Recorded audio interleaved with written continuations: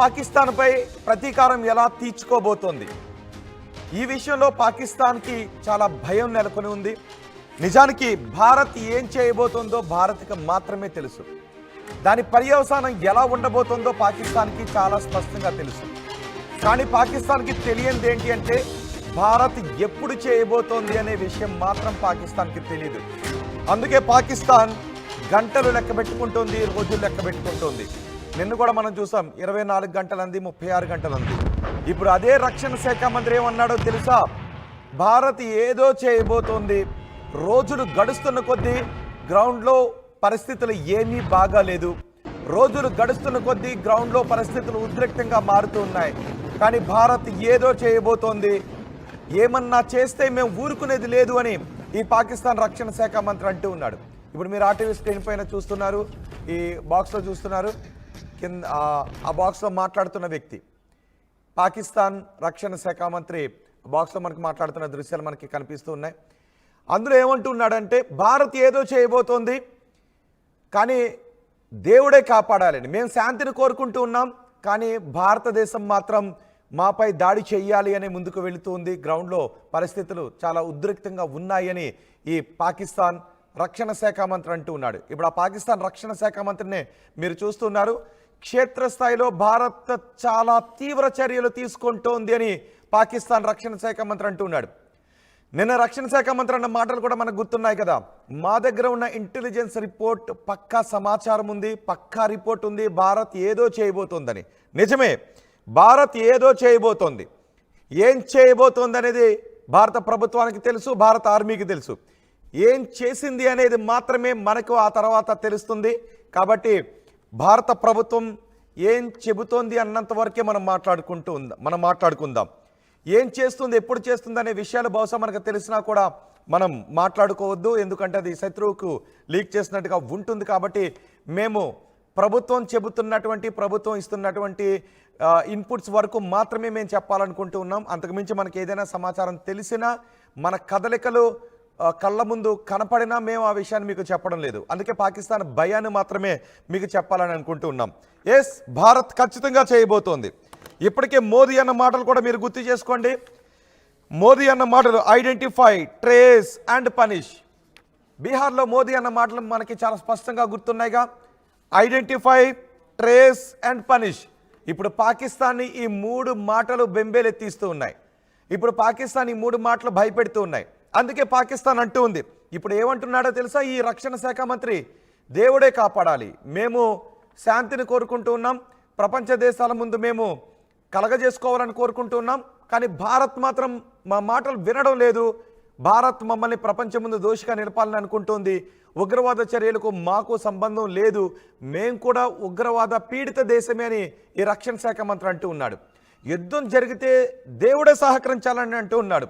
ఇప్పుడు గుర్తొస్తున్నాడు ఈ పాకిస్తాన్ రక్షణ శాఖ మంత్రికి దేవుడు.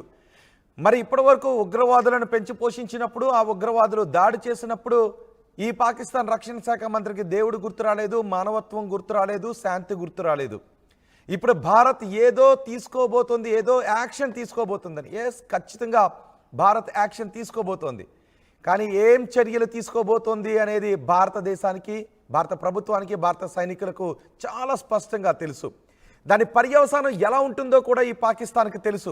అందుకే పాకిస్తాన్ ఇప్పుడు మాకు యుద్ధం వద్దు, యుద్ధాన్ని కోరుకోవడం లేదు, కానీ భారతదేశం యుద్ధం చేస్తే మాత్రం మేము ప్రతి దాడులు చేస్తాం, మా దగ్గర అణుబాంబులు ఉన్నాయని అంటూ ఉన్నాడు. ఈ పాకిస్తాన్ రక్షణ శాఖ మంత్రి తాజాగా మాట్లాడిన మాటలు ఎక్కడ మాట్లాడాడో తెలుసా? పాకిస్తాన్ పార్లమెంటు ముందే మాట్లాడాడు. ఈ మాటలు వింటే ఏమవుతుంది, ఆ మాటలు కూడా మీకు వినిపిస్తున్నాను. యుద్ధం జరిగితే దేవుడే సహకరించాలి, మేము యుద్ధం జరగాలని కోరుకోవడం లేదు, శాంతికి మేము కోరుకుంటే భారత్ మాత్రం శాంతికి అంగీకరించడం లేదు అని అంటుంది. చర్చలకు భారత్ అంగీకరించడం లేదు అని ఈ పాకిస్తాన్ రక్షణ శాఖ మంత్రి అంటూ ఉన్నాడు. నిజమే, ఇప్పుడు ఎన్నిసార్లు చర్చలు జరపాలి, ఎన్నిసార్లు మీరు శాంతి శాంతి అంటూ ఉంటే మేము మీపై మానవత్వం చూపించాలి, ఎన్నిసార్లు మా పౌరుల రక్తం మీ ముష్కర్ల కారణంగా మా నేల తడవాలి, ఇప్పటికీ మీరు చెప్పే శాంతిని మేము నమ్మాలని భారత్ అంటూ ఉంది. నిజమే, నమ్మాలా? మీరేమనుకుంటున్నారు? ఈ పాకిస్తాన్ రక్షణ శాఖ మంత్రి నేను శాంతిని కోరుకుంటూ ఉంటే భారత్ అంగీకరించట్లేదు, క్షేత్రస్థాయిలో భారత్ చాలా తీవ్రమైన చర్యలు తీసుకుంటోందని అంటూ ఉన్నాడు ఈ పాకిస్తాన్ రక్షణ శాఖ మంత్రి. ఆ మాటలు వింటే మీకు ఏమనిపిస్తుందో మీ అభిప్రాయాన్ని కమెంట్ బాక్స్లో తెలియచేయండి. ఎస్, పాకిస్తాన్ దగ్గర పక్కా సమాచారం ఉంది భారత్ ఏదో చేయబోతోందని. అందుకే గంటలు లెక్క పెట్టుకుంటూ ఉన్నారు. బహుశా ఈరోజు నిద్రపోవడం లేదు వాళ్ళు. అందుకే మొన్న అర్ధరాత్రి కూడా మీకు గుర్తుందిగా, మొన్న అర్ధరాత్రి కూడా ఈ పాకిస్తాన్ రక్షణ శాఖ మంత్రి అత్యవసర సమావేశాన్ని నిర్వహించి 24 గంటల్లోనూ 36 గంటల్లోనూ ఏదో చేయబోతోంది భారత్ అని. భారత్కి మాత్రం పక్కాగా తెలుసు ఎప్పుడు కొట్టాలి, ఎక్కడ కొట్టాలి, ఎలా కొట్టాలి అని. భారత్ కొడితే ఆ పర్యవసానం, దాని ఫలితం ఎలా ఉంటుందో పాకిస్తాన్ కూడా తెలుసు. అందుకే వాళ్ళు నిద్రపోవడం లేదు. పాకిస్తాన్ నాయకులు, పాకిస్తాన్ ఆర్మీ ఇప్పుడు నిద్రపోవడం లేదు. ఇప్పటికే ఉగ్రవాదులందరినీ కూడా సేఫ్గా ఒక ప్లేస్కి తీసుకెళ్లి ఆ సైనిక శిబిరాల్లో దాచేశారు.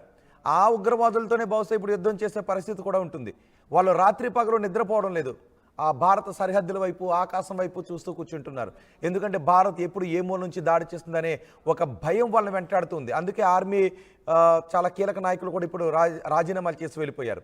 తాజాగా మాట్లాడాడు ఇప్పుడు ఈ రక్షణ శాఖ మంత్రి. భారత్ ఏదో చేస్తుంది క్షేత్రస్థాయిలోనే. అందుకే మనం చేయబోయే చర్యలు ఏంటో వాళ్ళకి అంతుపట్టడం లేదు. కానీ ఏదో చేయబోతున్నామనే ఒక కలవరపాటు మాత్రం పాకిస్తాన్ నేతల్లో కనిపిస్తూ ఉంది. వాళ్ళు నిద్రపోవడం లేదు, వాళ్ళకి తిండి సహించడం లేదు, ఒక భయం వెంటాడుతూ ఉంది. ప్రపంచ దేశాల ముందుకు వెళుతూ ఉంటే మీరు తేల్చుకోండి అని చెప్తూ ఉన్నారు. కానీ భారతదేశం మాత్రం మనం మాట్లాడుకుందామని అంటూ ఉంటే భారతదేశం వినిపించుకోవడం లేదు, మాటలకు భారతదేశం ముందుకు రావడం లేదు అని ఈ పాకిస్తాన్ రక్షణ శాఖ మంత్రి అంటూ ఉన్నాడు. నిజమే, ఇప్పుడు ఇది మాట్లాడాల్సిన సమయమా? ఇన్నాళ్ళు మనం చాలా మాటలు మాట్లాడుకున్నాం. ఇన్నాళ్ళు వాళ్ళు ఎన్ని దాడులు చేసినా నీళ్ళు ఇచ్చాం, శాంతికి మనం కట్టుబడి ఉన్నాం. చూడండి, ఇప్పుడు ఎల్ఓసి వెంబడి కాల్పుల విరమణ ఒప్పందానికి తూట్లు పొడుస్తున్నారు. ఒకవైపు వాళ్ళ సైనికులు ఎల్ఓసి వెంబడి, అంతర్జాతీయ సరిహద్దు వెంబడి కవ్వింపు చర్యలకు పాల్పడుతూనే ఉన్నారు. మరోవైపు భారత్ వినిపించుకోవడం లేదంటూనే ఉన్నారు, కవ్వింపు చర్యలకు పాల్పడుతూనే ఉన్నారు. నిజానికి వాళ్ళకి అలాంటి కవ్వింపు చర్యలు మానుకోవాలి కదా. వాళ్ళకి భయం ఉంటే, శాంతి కావాలి అనుకుంటే అక్కడ కవ్వింపు చర్యలు ఆపేసేయాలి.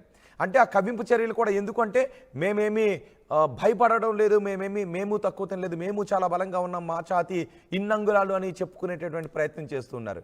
మరోవైపు భారత్ ఏం చేయబోతోందో అనే ఒక భయం వెంటాడుతూ ఉంది.